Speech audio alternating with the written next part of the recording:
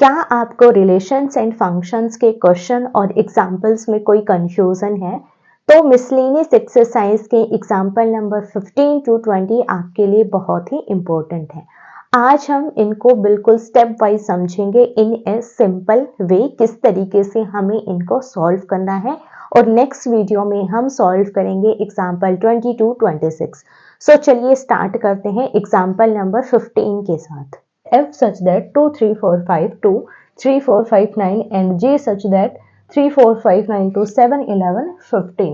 यहाँ पर हमें क्या गिवन है भी, एक F फंक्शन हमें गिवन है और एक G फंक्शन हमें गिवन है। F फंक्शन हमारा ये गिवन है जिसमें डोमेन सेट हमारे पास ये है और कोडोमेन सेट हमारे पास ये है। सिमिलर G फंक्शन में ये हमारा डोमेन सेट है और ये हमारा कोडोमेन सेट है।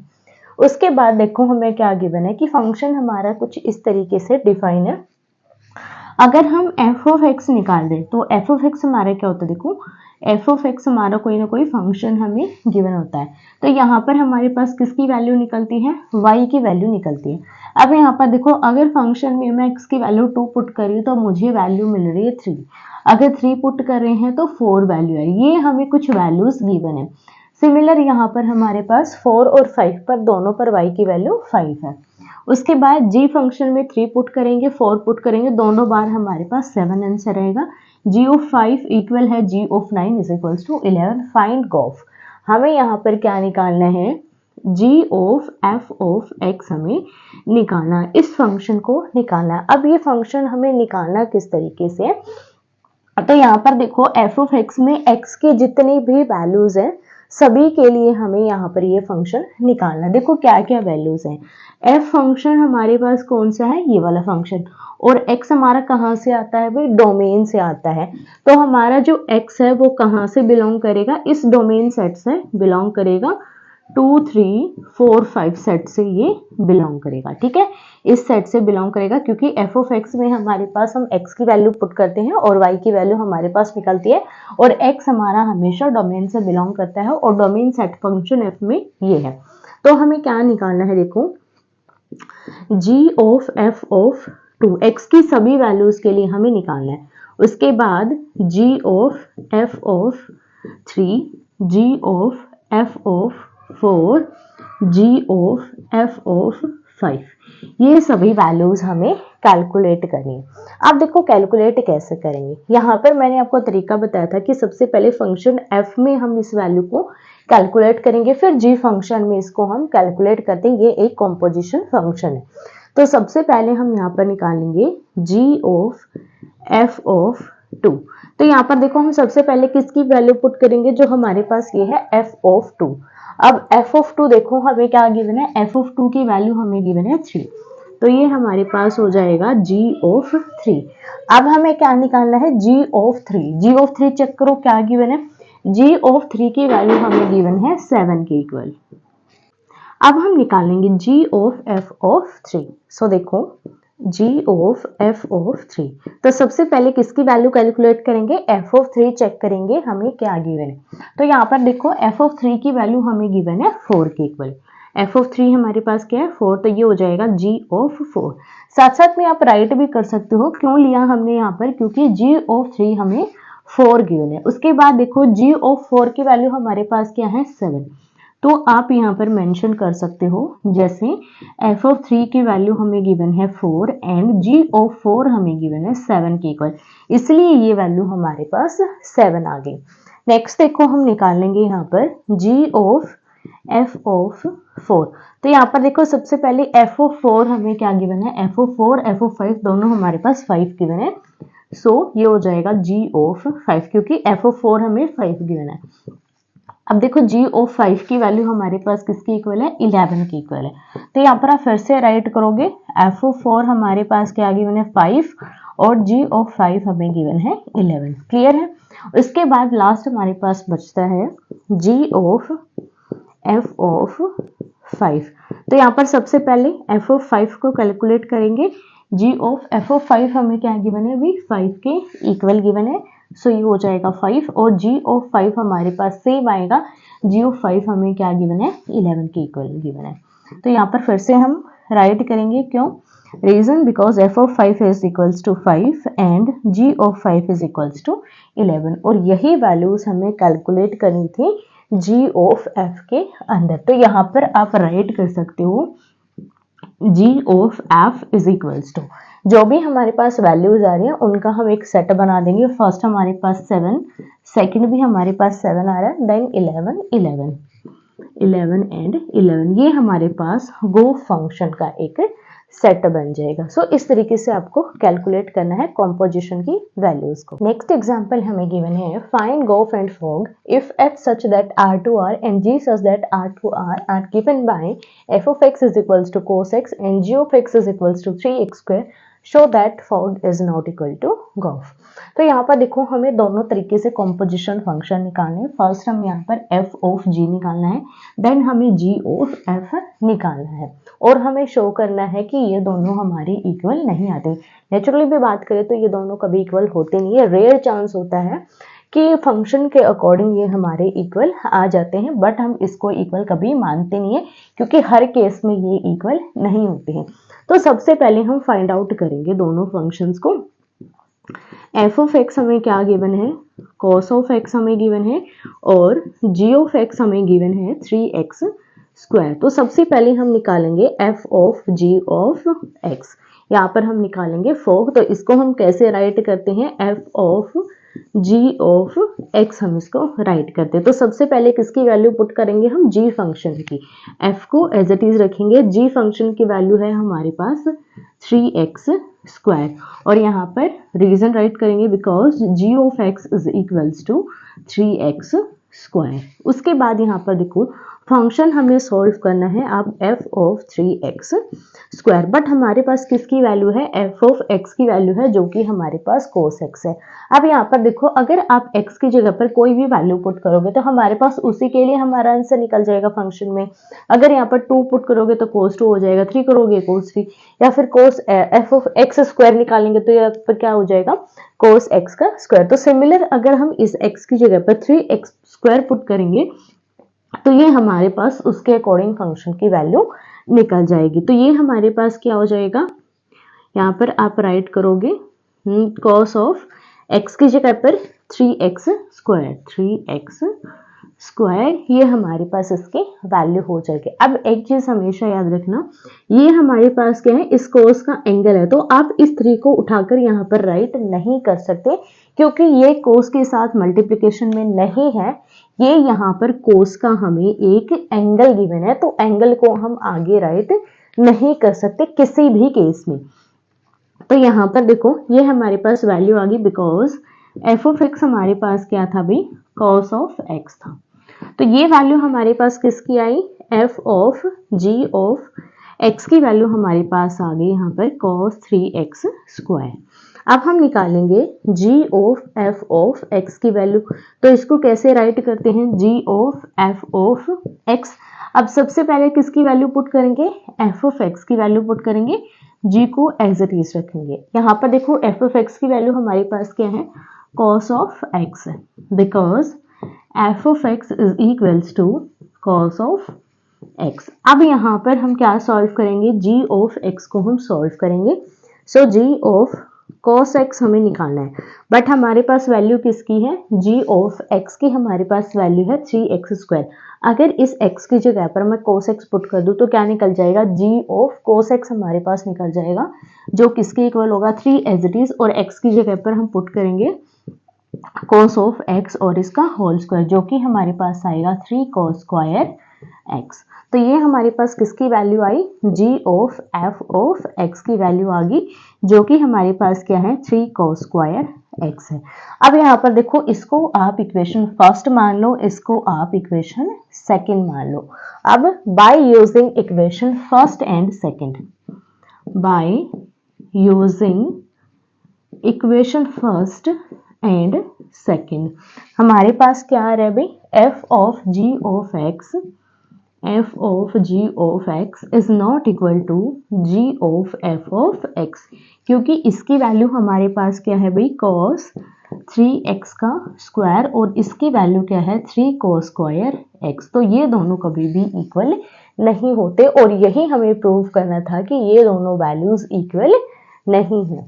अब देखो नेक्स्ट एग्जांपल हमें गिवन है, let f such that n to y be a function defined as f of x is equals to 4x plus 3 where y is equals to y belongs to n, y is equals to 4x plus 3 for some x belongs to n, show that f is invertible and find inverse। यहाँ पर हमें एक function given है जिसकी value हमें 4x plus 3 given है और दूसरा फंक्शन यहाँ पर हमें डिफाइन कैसे है, फंक्शन हमारा natural number two y set define है और y क्या बोल रहा है कि नेचुरल नंबर से बिलोंग कर रहा है और y की वैल्यू 4x प्लस 3 है और x नेचुरल नंबर से बिलोंग कर रहा है। तो हमें प्रूफ करना है कि ये एक इन्वर्टिबल फंक्शन है और हमें इसका इन्वर्स निकालना है। अब इन्वर्टिबल के लिए हमारे पास दो तरीके होते हैं, या तो आप यहाँ पर निकाल सकते हो g of f of x आपका x के इक्वल होना चाहिए और f of g of y आपका y के इक्वल आना चाहिए। अगर ये वैल्यूज आपकी आ जाती हैं, ये कंडीशन वेरीफाइड हो जाती है, तो यहाँ से हमारे पास g is invertible of f, g is invertible of f हमारे पास होता है। एक तरीका तो ये होता है हमारा निकालने का। दूसरा तरीका क्या है कि कोई भी फंक्शन इन्वर्टिबल कब होगा, जब वो 1 1 भी होगा और ऑन टू भी होगा, 1 1 एंड ऑन टू। अगर कोई फंक्शन 1 1 एंड ऑन टू की कंडीशन को वेरीफाई करता है तो वो हमेशा इन्वर्टिबल फंक्शन होता है। और इन्वर्स हम उसका कैसे निकालते हैं, जैसे देखो f ऑफ x हमारे पास y के इक्वल होता है और हमें क्या निकालना होता है, f इनवर्स x। तो हम क्या करते हैं, इसको राइट हैंड साइड लेकर जाएंगे तो ये हो जाएगा f इनवर्स y। अब देखो इस f इनवर्स y हमारे पास अगर y की जगह पर हम x पुट कर देते हैं तो हमारे पास f इनवर्स x निकल जाता है। दूसरा तरीका हमारे पास ये होता है। अब देखो आप दोनों तरीके से इसको सॉल्व कर सकते हैं, फर्स्ट के अकॉर्डिंग और सेकंड के अकॉर्डिंग। तो सबसे पहले मैं आपको फर्स्ट के अकॉर्डिंग बताऊंगी। फर्स्ट थोड़ा सा डिफिकल्ट है एज कंपेयर टू सेकंड। तो यहाँ पर देखो सबसे पहले हमारे पास कौन कौन से फंक्शन है। f ऑफ x हमें ऑलरेडी गिवन है, f ऑफ x की वैल्यू हमारे पास क्या है अभी 4x प्लस 3 है और ये फंक्शन हमारा डिफाइन है, n टू y हमारा डिफाइन है। अब यहाँ पर हमें दूसरा फंक्शन भी निकालना पड़ेगा जो कि हमारे पास g फंक्शन होगा। सो g फंक्शन आप कैसे निकालोगे, तो यहाँ पर हम g फंक्शन किस तरीके से निकालेंगे, देखो g ऑफ x अगर हम डिफाइन कर रहे हैं तो यहाँ पर हमारे पास x आना चाहिए, यहाँ पर हमारे पास देखो g ऑफ y। तो हम सबसे पहले क्या निकालेंगे, g ऑफ y निकालेंगे। कैसे निकलेगा g ऑफ y, तो यहाँ से हम इस x की वैल्यू निकालेंगे। तो यहाँ पर y देखो हमारे पास क्या भाई 4x प्लस 3 है। इट इम्प्लाइज y को 3 को इस साइड लेकर आएंगे, y minus 3 is equals to 4x। तो यहाँ से x की वैल्यू हमारे पास हो जाएगी y माइनस 3/4। ठीक है। अब यहाँ पर देखो अगर आप y पुट कर रहे हो तो आपके पास x की वैल्यू आ रही है। इट मीन्स कि ये फंक्शन हमारा कहाँ से कहाँ पर डिफाइंड होगा, y2 हमारे पास n डिफाइन होगा। सो g फंक्शन हम कैसे डिफाइन करेंगे, y2 n डिफाइन करेंगे और यहाँ पर g ऑफ y हमारे पास क्या हो जाएगा y minus 3/4। g of y हमारे पास किसके इक्वल है, एंड यहाँ पर आप मेंशन करोगे g of y is equals to x। ठीक है, क्योंकि अगर हम y की वैल्यू पुट करेंगे तो हमारे पास किसकी वैल्यू आएगी भाई, x की वैल्यू आ जाएगी। तो ये हो गया हमारा g फंक्शन। अब आप यहाँ पर गो फॉर फोक दोनों को इजिली निकाल सकते हो। तो सबसे पहले हम क्या निकालेंगे, g of f of x निकालेंगे। तो यहाँ पर देखो f ऑफ x हमारे पास क्या है 4x प्लस 3, तो ये हो जाएगा g ऑफ 4x प्लस 3। अब हमें g फंक्शन में ये वैल्यू पुट करनी है और g फंक्शन हमारे पास क्या है अभी ये है। अब यहाँ पर देखो अगर y की जगह पर मैं 4x प्लस 3 पुट कर दूं तो यहाँ पर मेरे पास क्या निकल जाएगा g ऑफ 4x प्लस 3। तो यहाँ पर देखो हमारे पास क्या हो जाएगा, y की जगह पर 4x प्लस 3 और minus 3 as it is, division में 4 एज इट इज, 3 से 3 कैंसिल, फिर 4 से 4 कैंसिल, ये हमारे पास x के इक्वल आ गया। सो फर्स्ट कंडीशन यहाँ से वेरीफाइड होगी, g of f of x हमारा किसके इक्वल है भाई, x के इक्वल है। दूसरी कंडीशन क्या थी हमारे पास, f of g of y हमें निकाला था और ये y के इक्वल होना चाहिए। तो यहाँ पर देखो f of g of y हमारे पास क्या है y माइनस 3/4। अब यहाँ पर देखो हमें क्या निकालना है, सॉरी हाँ ठीक है, यहाँ पर देखो f में हमें ये वैल्यू पुट करनी है, देन हमारे पास ये वैल्यू आएगी, क्योंकि g ऑफ y हम ऑलरेडी निकाल चुके हैं। यहाँ पर मैंने ब्रैकेट नहीं लगाए इसलिए थोड़ा कंफ्यूज हुआ। यहाँ पर देखो f ऑफ y माइनस 3/4, अगर फंक्शन में मैं ये वैल्यू पुट कर दूँ x की जगह पर, इस x की जगह पर अगर ये वैल्यू पुट की जाए तो हमारे पास क्या निकल जाएगा, f ऑफ y माइनस 3/4। तो यहाँ पर देखो 4 एज इट इज x की जगह पर ये वैल्यू y माइनस 3/4 और प्लस में 3। अब 4 से 4 कैंसिल, तो ये हमारे पास हो जाएगा y माइनस 3 प्लस 3, दोनों एक दूसरे को कैंसिल करेंगे और वैल्यू आ जाएगी y के इक्वल। सो यहाँ पर देखो f of g of y हमारा क्या आ गया भाई, y, और यहाँ से हमारे पास दोनों कंडीशन वेरीफाइड होगी। सो यहाँ पर हमारे पास क्या है, f and g are invertible functions. Invertible functions दोनों कैसे फंक्शन हो गए भी, हमारे पास इन्वर्टिबल फंक्शन हो गए, और यहाँ पर हमारे पास क्या आएगा, g is inverse of f, sorry मैंने इन्वर्टिबल लिख दिया यहाँ पर, g is inverse of f। तो यहाँ पर देखो g फंक्शन हमारा क्या हो जाएगा, g is inverse of f। तो यहाँ पर हमारे पास f इनवर्स x देखो क्या निकल कर आएगा, f इनवर्स x इज, यहाँ पर देखो g ऑफ y हमारे पास क्या था, ये फंक्शन था, और इसकी जगह पर अब हम x पुट करेंगे तो ये हमारे पास हो जाएगा, यहाँ पर आप राइट कर सकते हो x माइनस 3/4। तो ये आप क्या हो गया अभी, f इनवर्स x जो कि हमें निकालना था। तो ये तो था हमारे पास फर्स्ट मेथड। अगर आप सेकंड मेथड के अकॉर्डिंग जाते हो तो सेकंड मेथड के अकॉर्डिंग देखो आप कैसे सॉल्व करोगे इसको। यहाँ पर देखो, यहाँ पर सबसे पहले हम क्या चेक करेंगे भी कि 1 1 और ऑन टू है या नहीं, तभी हम यहाँ पर इन्वर्टिबल की कंडीशन को वेरीफाइड कर पाएंगे। सो इसको थोड़ा सा साइड रखते हैं। अब यहाँ पर देखो सबसे पहले हम क्या चेक करेंगे भी, फंक्शन 1 1 है या नहीं है। तो फंक्शन हमारा डिफाइन है n2y, और यहाँ पर हमारे पास f ऑफ x क्या गिवन है भी, 4x प्लस 3, एंड y हमारे पास यहाँ पर सेट गिवन है, y belongs to natural number, y is equals to 4x plus 3 for some x belongs to natural number. अब 1 1 प्रूफ करने के लिए हम f ऑफ x1 और f ऑफ x2 लेकर चलते हैं। f of x1 is equals to f of x2। तो यहाँ पर हमारे पास कंडीशन क्या बनेगी, 4x1 प्लस 3, इसमें हम x की जगह पर x1 और सिमिलर x की जगह पर x2 पुट करेंगे। तो 3 से 3 कैंसिल हो जाएगा, 4x1 is equals to 4x2। 4 को लेफ्ट हैंड साइड ले जाओ या फिर इसको राइट हैंड साइड, दोनों एक दूसरे को कैंसिल कर देंगे तो वैल्यू हमारे पास क्या आ जाएगी, x1 is equals to x2। और यही हम प्रूफ करते हैं अगर फंक्शन 1 1 है तो कंडीशन क्या होती है, अगर f ऑफ x1 अगर f ऑफ x2 के बराबर है, इट इम्प्लाइज कि x1 x2 के इक्वल होना चाहिए, जो कि हमारा यहाँ पर वेरीफाइड हो गया। So function f is 1 1 function, function हमारा 1 1 फंक्शन है। अब हम चेक करेंगे ऑन टू के लिए। ऑन टू के लिए हम क्या कर सकते हैं, हर एक y के लिए एक x हम एग्जिस्ट करवा सकते हैं। तो यहाँ पर देखो y हमारा किसके इक्वल है भी, 4x प्लस 3 के इक्वल है। तो यहाँ से x की वैल्यू निकालेंगे इन टर्म्स ऑफ y। तो यहाँ से हमारे पास क्या निकल जाएगा, ये देखो y minus 3 is equals to 4x, और x की वैल्यू क्या निकलेगी, y माइनस 3/4। अब यहाँ पर देखो x हमारा किससे बिलोंग कर रहा है, नेचुरल नंबर से, और y भी हमारे किससे बिलोंग कर रहा है भी, नेचुरल नंबर से। अब यहाँ पर देखो आप y की कोई भी वैल्यू पुट करो नेचुरल नंबर से, तो उसके लिए एक x आपका एग्जिस्ट करेगा ही करेगा।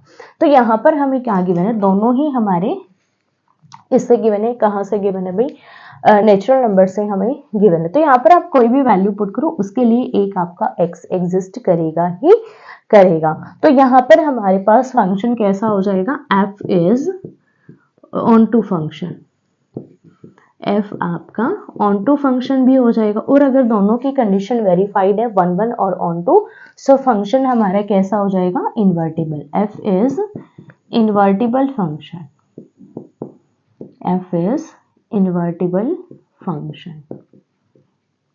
अब अगर ये इन्वर्टिबल है तो अब हमें क्या निकालना है, f इनवर्स x।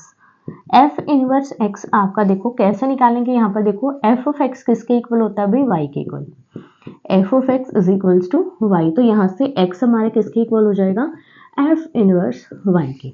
तो यहाँ से एक्स की वैल्यू देखो हमारे पास क्या आ रही है, y minus 3/4 is equals to f inverse y. अब इस वाई में हम एक्स पुट कर देंगे तो ये हो जाएगा f inverse x that is equals to x minus 3/4 और ये आ जाएगा हमारे पास इनवर्स ऑफ फंक्शन एफ जो कि हमें निकालना था। तो यहाँ पर देखो आप इस तरीके से करो देन भी आपका आंसर सेम आ रहा है और इस तरीके से भी आपका आंसर क्या आ रहा है, सेम आ रहा है। तो जो भी आपको इजी लगे आप उसको फॉलो कर सकते हैं।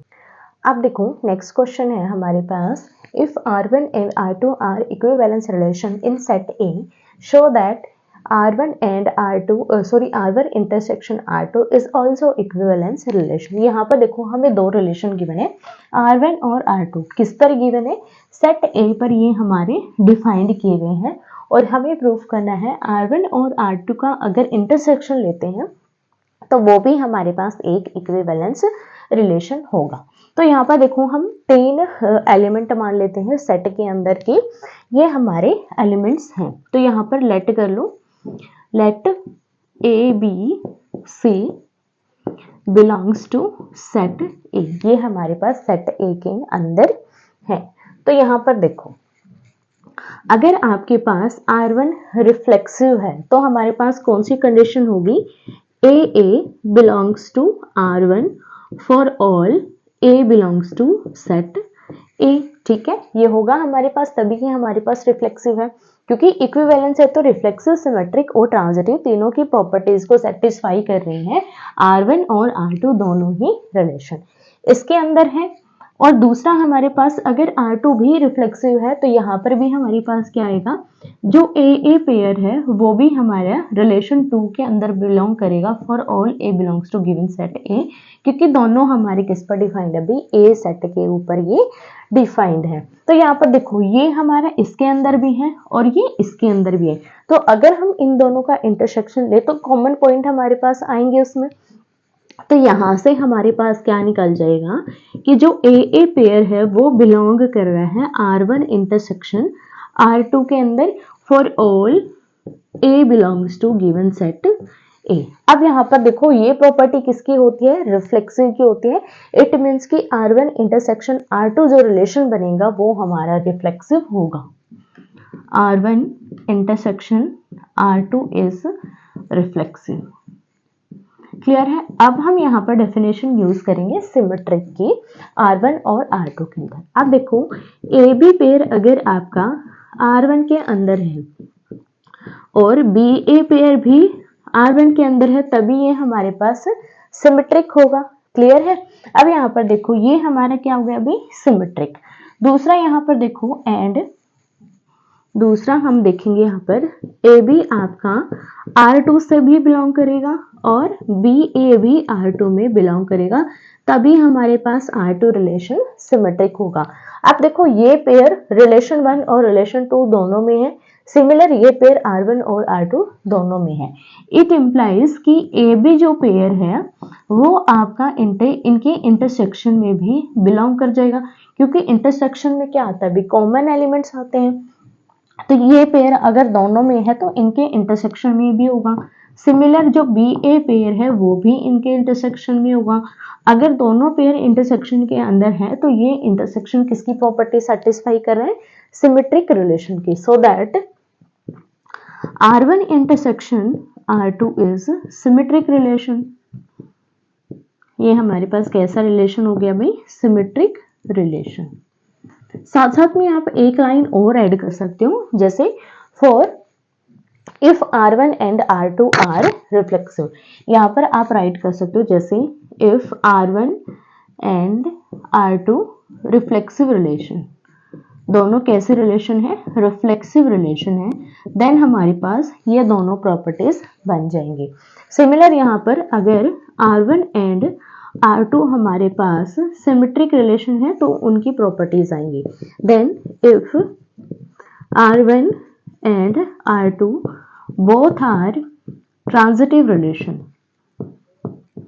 दोनों अगर ट्रांजिटिव रिलेशन है देन हमारे पास प्रॉपर्टी क्या बनेगी, देखो ए बी आपका रिलेशन 1 में बिलोंग करेगा, उसके बाद बी से रिलेशन 1 में बिलोंग करेगा, और इनका जो हमारे पास तीसरा कॉम्बो बनेगा ए सी पेयर, वो भी हमारे पास रिलेशन में बिलोंग करेगा R1 रिलेशन के अंदर। ठीक है, तो R1 हमारा ट्रांजिटिव है। सिमिलर R2 की कंडीशन वेरीफाइड करवा देंगे हम ट्रांजिटिव के लिए। ए बी रिलेशन 2 में बिलोंग करेगा, बी सी रिलेशन 2 में बिलोंग करेगा, और ए सी भी रिलेशन 2 में बिलोंग करेगा। अब देखो तीनों ही पेयर हमारे दोनों रिलेशंस के अंदर हैं, तो इनके इंटरसेक्शन में भी जाएंगे। इट इम्प्लाइज ए बी हमारा किस में बिलोंग करेगा, R1 intersection R2। B C किस में बिलोंग करेगा, R1 intersection R2। Similar AC किस में बिलोंग कर जाएगा, R1 इंटरसेक्शन R2। अगर पेयर तीनों में बिलोंग कर रहा है, इट मीन्स कि R1 intersection R2 is transitive relation, is transitive relation. अब देखो रिलेशन तीनों ही प्रॉपर्टी सेटिस्फाई कर रहा है, रिफ्लेक्सिव, सिमेट्रिक और transitive. It means R1 intersection R2 is an equivalence relation, equivalence relation. और यही हमें प्रूव करना था कि ये रिलेशन एक इक्विवेलेंस रिलेशन है। सो क्लियर है, जब भी आपको यहाँ पर अगर यूनियन मिल रहा है, इंटरसेक्शन मिल रहा है, तो आपको सिंपल क्या कर देना है, जो हमारे पास गिवन है उनकी डेफिनेशन को यूज करो, और डेफिनेशन से जो जो पेयर उसमें इंक्लूड होते हैं उनको आप राइट करो। उसके बाद अगर यूनियन गिवन तो यूनियन में चेक करो वो पेयर आएंगे भी या नहीं आएंगे। इंटरसेक्शन गिवन है तो उसमें चेक करो, सबसेट गिवन है तो उसमें चेक करो। वो सारी चीजें कैलकुलेट करने के बाद अगर प्रॉपर्टी सेटिस्फाइड है तो वो रिलेशन होगा, अगर नहीं है तो वो रिलेशन नहीं होगा। एग्जाम्पल हमें गिवन है, let R be a relation on set A of ordered pair of positive integer defined by x y is related to u v. अब यहाँ पर देखो रिलेशन हमें क्या गिवन है कि ये एलिमेंट इस एलिमेंट के साथ रिलेटेड है। अगर ये ए है तो ये बी है, तो पेयर क्या होगा, ए बी पेयर होगा। If and only if condition क्या है, x y is equals to y u. अगर ये कंडीशन वेरीफाइड है देन ये रिलेटेड होंगे, अगर नहीं है तो ये रिलेटेड नहीं होंगे। Show that R is equivalence relation. हमें प्रूव करना है कि ये एक इक्विवेलेंस रिलेशन है, तो सिर्फ हम डेफिनेशन को फॉलो करेंगे।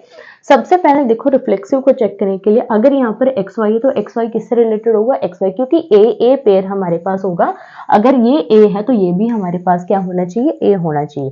सो यहाँ पर देखो x y is related to x y if and only if, if and only if कब होगा, अगर ये कंडीशन वेरीफाइड है तो यहाँ पर देखो एक्स वी हमारे पास था, इसका फर्स्ट और इसका लास्ट, तो इसका फर्स्ट और इसका लास्ट हमारे पास क्या हो जाएगा, एक्स वाई।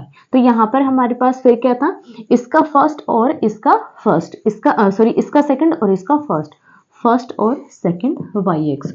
और एक्स वाई दोनों क्या है भाई, आपके पॉजिटिव इंटीजर हैं, वेयर एक्स और y both are positive integer. अब इंटीजर की आप आगे पीछे कैसे भी मल्टीप्लिकेशन करो, मल्टीप्लिकेशन हमेशा इक्वल ही आएगी। इट मीन्स कि ये दोनों आपके इक्वल हैं। तो यहां से जो पेयर है x y belongs to x y, ये रिलेशन में आपका बिलोंग करेगा फॉर ऑल जो एक्स वाई है वो किससे बिलोंग करेगा, गिवन सेट से बिलोंग करेगा, जो कि आपके पास ए सेट गिवन है। इट मीन्स कि ये रिलेशन कि रिफ्लेक्सिव रिलेशन की कंडीशन को वेरीफाइड कर रहे हैं, so that R is reflexive relation. R कैसा रिलेशन भी, रिफ्लेक्सिव रिलेशन है। सेकेंड हम चेक करेंगे यहाँ पर सिमेट्रिक रिलेशन के लिए। अब सिमेट्रिक के अकॉर्डिंग देखो, अगर ये ए है, ये ए है और ये बी है, तो हमारे पास कौन कौन सा पेयर होना चाहिए, ए बी और बी ए दोनों पेयर होने चाहिए। तो यहाँ पर देखो x y is related to y x. कब रिलेटेड होंगे, जब हमारे पास कंडीशन क्या हो जाए, यहाँ पर x और x इंटू इसका फर्स्ट और इसका हमारे पास आएगा second, yes x square is equals to, यहाँ पर हमारे पास क्या होना चाहिए, वाई स्क्वायर। ठीक है, बिकॉज इसका फर्स्ट इसका सेकंड और इसका फर्स्ट हो जाएगा वाई स्क्वायर। ये दोनों हमारे इक्वल है क्योंकि ये हमारे रिलेशन में बिलोंग कर रहा है, ये हम मानकर चलेंगे। Y x belongs to relation. अब ये आगे और ये पीछे, y x is related to x y, कब बिलोंग करेगा ये रिलेशन में, बिलोंग्स टू रिलेशन इफ, यहाँ पर हमारे पास क्या होना चाहिए, इफ एंड ओनली इफ, इसका फर्स्ट और इसका लास्ट क्या हो जाएगा, वाई स्क्वायर, इसका लास्ट और इसका first is equals to x square, और ये ऑलरेडी हमारे इक्वल है, so that y x related to x y belong कर जाएगा हमारा रिलेशन के अंदर। और अगर ये रिलेशन में बिलोंग कर रहा है, इट मीन्स कि ये हमारा कैसा रिलेशन हो जाएगा भी, सिमेट्रिक, क्योंकि ए बी और बी ए दोनों ही पेयर हमारे रिलेशन में बिलोंग कर रहे हैं, so that R is symmetric, R is symmetric relation. Next हम चेक करेंगे ट्रांजिटिव रिलेशन के लिए। अब ट्रांजिटिव के अकॉर्डिंग देखो, अगर कोई एक्स वाई रिलेटेड टू है, मान लिया यू वी से रिलेटेड है, ठीक है, क्योंकि फर्स्ट हमें यू वी ही गिवन था, तो यू वी के अकॉर्डिंग ही हम चल लेते हैं। तो यहाँ पर अगर ये यू वी के रिलेटेड है, तो हमारे पास कंडीशन क्या निकलेगी यहाँ से, अगर ये रिलेशन में बिलोंग कर रहा है, इट इम्प्लाइज की कंडीशन हमारे पास क्या होगी, फर्स्ट और last, x v is equals to y u. अब मान लो कि ये किसी तीसरे के रिलेटेड है, u v is related to, मान लिया यहाँ पर हमारा ये रिलेटेड है, मान लो आप कुछ भी मान लो, जैसे हम मान लेते हैं यहाँ पर z, क्या माने z t, हम मान लेते हैं कि ये इससे रिलेटेड है, ठीक है, ये हमारा इससे रिलेटेड है, तो रिलेशन में बिलोंग कर रहा है, इट मीन्स फर्स्ट और लास्ट u t आपका किसके इक्वल हो जाएगा, v z के, v z की इक्वल। अब हमारे पास कंडीशन क्या आनी चाहिए, थर्ड पेयर के अकॉर्डिंग फर्स्ट और लास्ट एक्स वाई हमारा रिलेटेड होना चाहिए भाई, किसके साथ, z और t के साथ रिलेटेड होना चाहिए। अब ये रिलेटेड कब होगा, ये देखो, अगर हमारे पास कंडीशन क्या बन जाए, x t is equals to y z, अगर हमारे पास कहीं से आ जाए, तो अब हम यहाँ पर क्या करेंगे, देखो यहाँ से आप किसकी वैल्यू निकाल सकते हो, x की वैल्यू निकाल सकते हो, जो कि क्या हो जाएगी भी, वाई यू डिवाइडेड बाई क्या हो जाएगा हमारे पास, v into t is equals to, अब वाई जेड आपके पास है, तो यहाँ से आप देखो किसकी वैल्यू निकाल सकते हो, z की, u t by v, u t by v, और लास्ट में हमारे पास क्या हो जाएगा यहाँ पर, y एज इट इज हो जाएगी, यू टी भी कैंसिल हो जाएगा, so y is equals to y, और यही हमें चेक करना था कि ये दोनों कंडीशन आपकी इक्वल है या नहीं। It implies x y related to z t belong कर जाएगा रिलेशन के अंदर, और अगर ये पेयर रिलेशन में है, इट मीन्स आर हमारा ट्रांजिटिव रिलेशन है, आर इज ट्रांजिटिव रिलेशन। और अगर रिलेशन रिफ्लेक्सिव, सिमेट्रिक, ट्रांजिटिव तीनों की प्रॉपर्टीज को सेटिस्फाई करता है, it means R is equivalence relation, R is equivalence relation, और यही हमें प्रूव करना था कि ये रिलेशन एक इक्विवेलेंस रिलेशन है। नेक्स्ट एग्जाम्पल हमें गिवन है, let x is equals to this and r1 be the relation in x given by, r1 हमारे पास रिलेशन है जो कि हमारे x सेट पर डिफाइंड है, x माइनस वाई आपका 3 से डिविजिबल होगा, ये हमें गिवन है। देन हमें r2 अनदर रिलेशन गिवन है, x के ऊपर ही r2 हमारा क्या गिवन है, xy पेयर होगा, xy आपका सबसेट होगा 147 का, xy सबसेट होगा 258 का, xy सबसेट होगा 369 का, शो दैट r1 और r2 हमारे पास दोनों रिलेशन इक्वल है। अब यहाँ पर देखो, सबसे पहले हम अंडरस्टैंड करते हैं r1 को, ठीक है, r1 हमारे पास क्या गिवन है भाई, x y such that x minus y is divisible by 3, ये हमारा 3 से डिविजिबल है, ये हमें गिवन है। अब देखो, अगर ये फंक्शन हमारा 3 से डिविजिबल है, तो हमारे पास कौन कौन से एलिमेंट्स आएंगे, उनके लिए हम क्या बना लेते हैं, एक ग्रुप हम बना लेते हैं। ग्रुप देखो जो ऑलरेडी हमें गिवन है 147, 258 एंड 369, तो यहाँ पर देखो जो एक्स वाई होगा हमारा सबसेट होगा भी, किसका सबसेट होगा, सबसे पहले देखो 147 एंड एक्स वाई सबसेट होगा किसका, 258 और एक्स वाई सबसेट होगा, किसका सबसेट होगा भाई 3, 6, 9। अब यहाँ पर देखो इन दोनों को माइनस करेंगे, 5 - 2 3 डिविजिबल है, 8 - 5 डिविजिबल है। इट मीन्स कि अगर हम इनका आपस में डिफरेंस लेंगे तो वो 3 से डिविजिबल है। तो अब हम यहाँ पर R1 के पेयर्स बनाएंगे तीनों ग्रुप के अकॉर्डिंग। इसके अकॉर्डिंग देखो पेयर्स क्या क्या बनेंगे, 1 रिलेटेड टू 5, इसका इसी के साथ क्रॉस प्रोडक्ट हम निकाल देंगे। सो 1 1 1 4 1 7। अब 4 का 4 1 4 4 4 7। नेक्स्ट हम इसका इसी के साथ क्रॉस प्रोडक्ट निकालेंगे, 2 2 2 5 2 8, देन 5 का 5 2 5 5 5 8, फिर 8 का 8 2 8 5 एंड 8 8। अब इसका इसी के साथ क्रॉस प्रोडक्ट निकालेंगे, 3 6 यहाँ पर हो जाएगा, फिर सॉरी 3 3 3 6 एंड 3 9। अब 6 का 6 3 6 6 एंड 6 9। अब 9 3 9 6 एंड 9 9। अब हमने क्या किया, इन तीनों के पेयर्स निकाल दिए। किसके पेयर, इसका इसी के साथ कार्टेशियन प्रोडक्ट, इसका इसके साथ कार्टेशियन प्रोडक्ट और इसका इसके साथ कार्टेशियन प्रोडक्ट। अब ये जितने भी पेयर हैं सभी 3 से डिविजिबल होंगे इनका अगर हम एलिमेंट का डिफरेंस लें।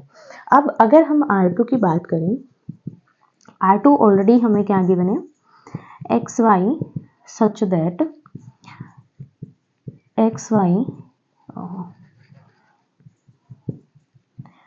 वाई सबसेट ऑफ 1 4 7 और x y subset of 2 5 8, x y subset of 3 6 9 6 9। अब यहाँ पर देखो इसका इसके साथ प्रोडक्ट, इसका इसके साथ प्रोडक्ट और इसका इसके साथ प्रोडक्ट। तो R2 में भी आपके क्या आएंगे, same elements that are in relation first, same pair आएंगे। तो R1 आपका किसके इक्वल हो जाएगा, R2 के इक्वल हो जाएगा। और यही हमें प्रूव करना था कि R1 हमारा R2 के इक्वल है। तो ये थे एग्जाम्पल 15 to 20। आई होप कि आपको बहुत अच्छे से क्लियर हुए होंगे।